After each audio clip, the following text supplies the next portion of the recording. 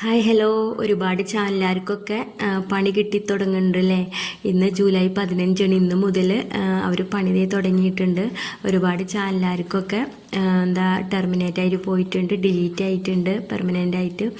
അപ്പോൾ 15 മുതൽ അപ്ഡേഷൻസ് ആരംഭിച്ചിട്ടുണ്ട്. എന്നാലും ഇത്രയ്ക്ക് അങ്ങോട്ട് പെട്ടെന്ന് ആവുമെന്നൊന്നും വിചാരിച്ചില്ല അല്ലേ. എന്താ പറയുക, ഇതിൻ്റെ നമ്മളൊരു ചാനൽ തുടങ്ങുമ്പോൾ അതിൻ്റെ പിന്നിൽ ഒരുപാട് കാര്യങ്ങളുണ്ട് അല്ലേ. എഡിറ്റിങ്ങും കണ്ടൻറ് ഉണ്ടാക്കലൊക്കെ അങ്ങനെ ഒരുപാട് കഷ്ടപ്പെടുന്ന ഒരുപാട് ആൾക്കാരുണ്ട്.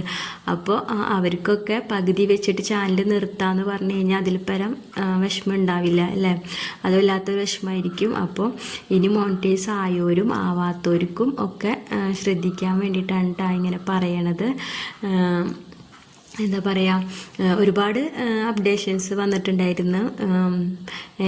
ജനറേറ്റഡ് ആയിട്ടുള്ള ചാനലുകാർക്കൊക്കെ ബ്ലോക്ക് ആവുമെന്ന് പറയുന്നുണ്ട്. പിന്നെ റീയൂസ്ഡ് കണ്ടൻറ്റ് അപ്ലോഡ് ചെയ്യുന്നവർക്ക് അതും നമ്മൾ വീണ്ടും നമ്മളെ ചാനലിൽ ഒരു എഡിറ്റിങ്ങും ഒന്നും ഇല്ലാണ്ട് വീണ്ടും അപ്ലോഡ് ചെയ്ത് കഴിഞ്ഞാൽ അതൊക്കെ ഡിലീറ്റ് ആവുമെന്ന് പറയുന്നുണ്ട്. പിന്നെന്താ, ലൈവ് ചെയ്യുന്നവർക്ക് 16 വയസ്സിന് മുകളിലുള്ളവർക്ക് ഒറ്റയ്ക്ക് ലൈവ് ചെയ്യാൻ പറ്റില്ല എന്നാണ് പറയണത്. അവർക്കാണ് ലൈവ് ചെയ്യാൻ പറ്റാമെന്നാണ് പറയണത്. ഇനി അവർക്ക് ഒറ്റയ്ക്ക് ലൈവ് ചെയ്യാനായിട്ട് ഇനി പറ്റില്ല എന്ന് പറയുന്നുണ്ട്. പിന്നെ നമ്മളുടെ ചാനലിലെ ട്രെൻഡിങ് ടാബ് അത് റിമൂവ് ചെയ്യുമെന്നാണ് പറയണത് ഇപ്പോൾ വൈ സ്റ്റുഡിയോയിൽ. അങ്ങനെ ഒരുപാട് കാര്യങ്ങൾ പറയുന്നുണ്ട്. അപ്പോൾ എന്താ പറയുക, നമ്മൾ ചെയ്യുമ്പോൾ നമ്മളുടേതായ കണ്ടൻറ്റ് വെച്ചിട്ട് നമ്മളുടേതായ വോയിസ്, നമ്മളെ ഫേസ് കാണിച്ചില്ലെങ്കിൽ വോയിസൊക്കെ വെച്ചിട്ട് എഡിറ്റ് ചെയ്തിട്ട് നല്ല രീതിയിലേക്ക് വീഡിയോസൊക്കെ അപ്ലോഡ് ചെയ്യുക. എല്ലാം ശ്രദ്ധിക്കുക. മോണിറ്റൈസ് ആയവരും ഇങ്ങനത്തെ പ്രശ്നങ്ങളൊക്കെ ഉണ്ടെങ്കിൽ ഡിലീറ്റ് ആവുമെന്നാണ് പറയണത്. അപ്പോൾ അതൊക്കെ ഒന്ന് ചെക്ക് ചെയ്യുക. എനിക്ക് വലിയ അറിവൊന്നുമില്ല ഇതിൽ, എന്നാലും അറിയാവുന്ന കാര്യങ്ങൾ പറഞ്ഞതാണ് കേട്ടോ. അപ്പോൾ എല്ലാവരും ശ്രദ്ധിക്കുക. എന്താ പറയുക, നമ്മളിപ്പോൾ ഇതൊരു ചാനൽ തുടങ്ങണത് നമുക്കൊരു വരുമാനം ഉദ്ദേശിച്ചിട്ടായിരിക്കുമല്ലോ മിക്കവരും ഇത് തുടങ്ങിയിട്ടുണ്ടാവുക. എല്ലാവരും ടൈം പാസ്സായിട്ടായിരിക്കില്ലല്ലോ. അപ്പോൾ എല്ലാവരും ശ്രദ്ധിക്കുക. അപ്പം ഇങ്ങനത്തെ നല്ല കണ്ടൻറ്റൊന്നും ഇല്ലെങ്കിലും ഉള്ള കണ്ടൻറ്റൊക്കെ നല്ല രീതിയിൽ എവിടെ നിന്ന് അടിച്ചു മാറ്റാണ്ടൊക്കെ ഇടാം. ഞാനൊക്കെ ഒരുപാട് അടിച്ചു മാറ്റിയിട്ടൊക്കെ ഉണ്ട് കേട്ടോ.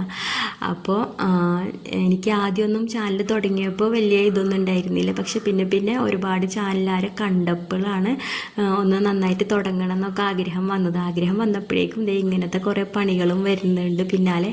എന്താവുന്നൊന്നും അറിയില്ല, സ്ട്രൈക്കൊക്കെ കിട്ടിയിരിക്കുകയാണ് കേട്ടോ. ഇപ്പോൾ ഇനി എന്താവുന്നൊന്നും അറിയില്ല. എന്നാലും ഇങ്ങനെ അപ്ഡേഷൻസ് വന്നപ്പോൾ ഞാനൊന്ന് പറഞ്ഞതാണ് കേട്ടോ. എനിക്കിതിനെക്കുറിച്ചുള്ള വിവരങ്ങളൊന്നുമില്ല. എന്നാലും അവിടെ നിന്ന് ഇവിടെ നിന്നും കിട്ടിയിട്ടുള്ള കാര്യങ്ങൾ വെച്ച് ഞാൻ പറഞ്ഞെന്നുള്ളൂ. റീയൂസർ കണ്ടൻറ് ഒന്നും ഉപയോഗിക്കാണ്ട് എന്താ പറയുക, നമുക്കുള്ള കണ്ടൻറ്റിനെ വെച്ചിട്ട് വീണ്ടും ഉപയോഗിക്കാണ്ടൊക്കെ നല്ല രീതിയിൽ അപ്ലോഡ് ചെയ്യുക.